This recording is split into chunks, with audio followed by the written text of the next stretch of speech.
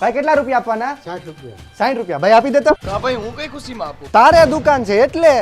હા તો તું કમાશે, હું થોડી ને કમાઉં છું. હાલ પૈસા કાઢ, રૂપિયા વાપરવાથી વધે. હાલ એટલે ભાઈ તું 500 રૂપિયા લઈ ગયો તો ઈ ભૂલી જા. અરે કાં? એટલે ભાઈ તારે દુકાન છે ભલામણા યાર, તું તો કમાઈ લે. ભાઈ હાટુ 500 રૂપિયા નો જાતા કરી હે. मैं गाली नहीं दे सकता। એટલે ભાઈ મેં તને મારો આખો હિસાબ ને એની આખી ડિટેલ મોકલી છે, જરાક જોતો એમાં કઈ ભૂલ નથી ને?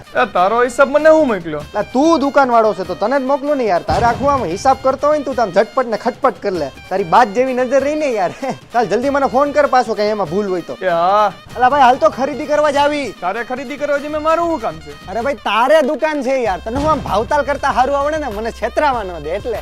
હાલ આવી જા જલ્દી કર. એટલે ભાઈ દુકાન જ છે ને તો બેહવા આવવું હો. અલે આજથી દુકાન તારી ને હવે આપણે ગમે ત્યાં બહાર જઈએ તો પૈસાનો ખર્ચો તું પાડજે, કેમ કે હવે દુકાન તારે છે. કાઈ નહીં હો ભાઈ, આપણો સંબંધ એની જગ્યાએ ને વ્યવહાર એની જગ્યાએ. હા પાસા ખેંચી લેજો મારી હોમું થાશો નહીં.